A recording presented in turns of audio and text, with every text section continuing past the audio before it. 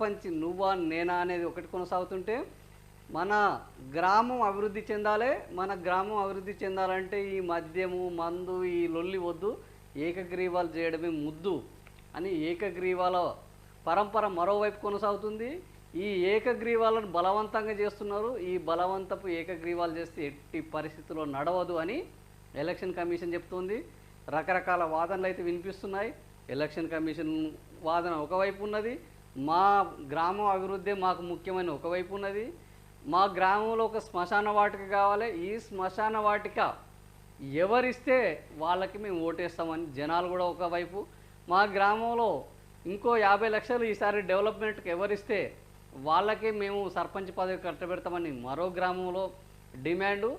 ఇట్లా పంచాయతీ ఎన్నికల్లో రకరకాల వాదనలు, రకరకాల డిమాండ్లు, ఏకగ్రీవాలు, లొల్లులైతే మొదలైనవి. మొదటి రోజు 4268 పంచాయతీలకు 5063 నామినేషన్లు అయితే వచ్చేసాయి. అయితే ఇంకా చాలా పెద్ద ఎత్తున ఈ నామినేషన్లు వచ్చేది ఉంది, అయితే రాలేదు. ఎందుకు అంటే ఈ నామినేషన్లు వేయాలి అని అంటే జనరల్ కేటగిరీలో ఒక్కో సర్పంచ్ అభ్యర్థి 2000 రూపాయలు, వార్డు మెంబర్గా పోటీ చేయాలంటే 500 రూపాయలు డిపాజిట్ చేయాలి. ఈ డిపాజిట్ ఎక్కడ చేయాలి?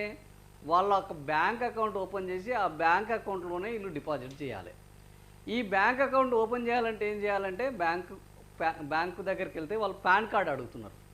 సో మనలకు ఏంది అసలు పాన్ కార్డులు, ఈ కార్డులు, ఆ కార్డులు ఇవన్నీ మనకు లొల్లింది, ఏదో పని చేసుకొని బతికేటోళ్ళము, ఎన్నికలు వస్తే పోటీ చేసేటోళ్ళం అనుకున్నారు. ఇప్పుడు కొత్త లొల్లి మొదలైంది. ఈ పాన్ కార్డు అనేసరికి ఈ పాన్ కార్డు అడగగానే కనీసం ఎంఆర్ఓ ఉంటే పోతే ఏదైనా కుల సర్టిఫికేటో ఆదాయం సర్టిఫికేటో ముఖం చూసి ఇచ్చే అవకాశం ఉన్నది, కానీ పాన్ కార్డు మన చేతులు లేదా. ఈ పాన్ కార్డు ఇప్పుడు లేక నానా ఇబ్బంది పడుతున్నారు.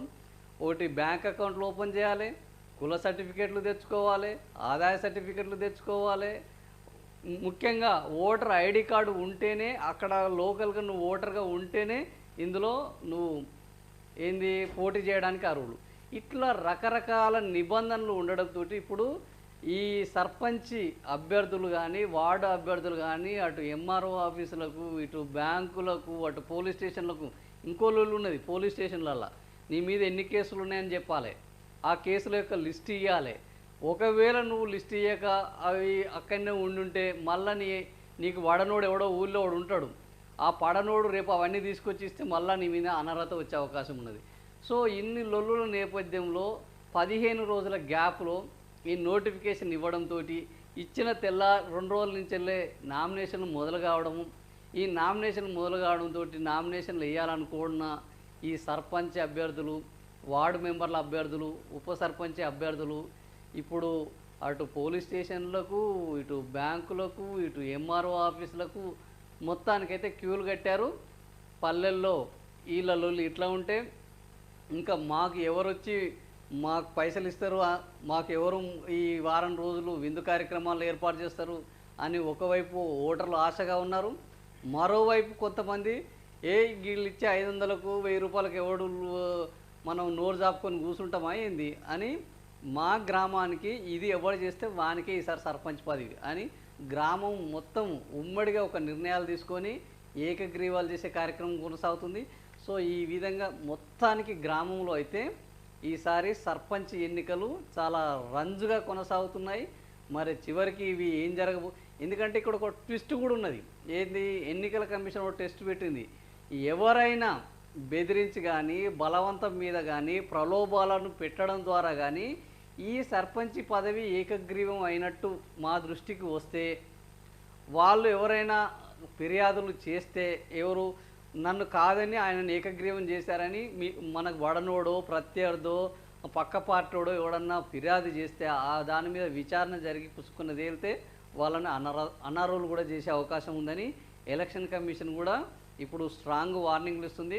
ముఖ్యంగా ఎలక్షన్ కమిషన్ ఏం చెప్తుందంటే, అసలు ఏకగ్రీవాల తెరువే వెళ్ళకండి. ప్రజాస్వామ్యం అంటే పోరాడాలి, పోటీ చేయాలి, గెలవాలి. ఇది ప్రజాస్వామ్యం. ప్రజాస్వామ్యంలో పోరాడి గెలవండి కానీ ఏకగ్రీవాలు చేయొద్దు అని ఒకవైపు అంటున్నారు. ఇంకోవైపు ప్రజాస్వామ్యవాదులు, కొంత పౌర సంఘాలు వీళ్ళు ఉన్నారు కదా, ఎన్నికలు ఏది సుపరిపాలన అనే వీళ్ళందరూ ఏం చేస్తున్నారంటే మీరు ఎన్నికల్లో పోరాడండి, ఏకగ్రీవాలు చేయకండి, కానీ ఎన్నికల్లో డబ్బులు లేకుండా పోరాడండి. మీ గ్రామం ఒక నిర్ణయం తీసుకోండి, ఎవడు పోటీ చేసినా డబ్బులు పంచొద్దు, మద్యం పంచొద్దు, విందులు ఏర్పాటు చేయొద్దు, ప్రలోభాలు పెట్టొద్దు. గ్రామం కోసం నువ్వేం చేస్తావో చెప్పు, ఆయన ఏం చేస్తాడో చెప్పు. సో గ్రామం కోసం ఎవడు చెప్పేది ఎక్కువ బాగుంటే జనాలు వాళ్ళకు ఓటేస్తారు. ఇలా డబ్బుల ప్రస్తావన ఎందుకు వస్తుంది, మద్యం ప్రస్తావన ఎందుకు వస్తుంది, ఈ టిఫిన్లు, టీలు, లంచ్లు, డిన్నర్లు, ఈ ప్రస్తావన ఎందుకు? ఎవరికి లేక ఈ వారం రోజులలో తిండి పెడితే వాళ్ళ కడుపులో ఏమైనా నిండేది ఉందా, మొత్తం వాళ్ళని పోషించేది ఉందా? సో ఇట్లాంటి పనులు చేయకండి అని కొన్ని పౌర సంఘాలు, సుపరిపాలన అంటే గుడ్ గవర్నెన్స్ సంబంధించిన ప్రతినిధులు కూడా వాళ్ళ ప్రచారాన్ని కొనసాగిస్తున్నారు. సో మొత్తానికి ప్రస్తుతానికైతే ఎన్నికల పర్వం మొదలైంది, మొదటి రోజు ముగిసింది. 5063 నామినేషన్లు కూడా రావడం జరిగింది. ఇంకా పెద్ద ఎత్తున రావాలి, ఎందుకంటే 13,000కు పైగా వార్డులు, 4,000కు పైగా 34,000కు పైగా వార్డులు, 4,000కు పైగా ఇది సర్పంచ్కి ఉన్నాయి.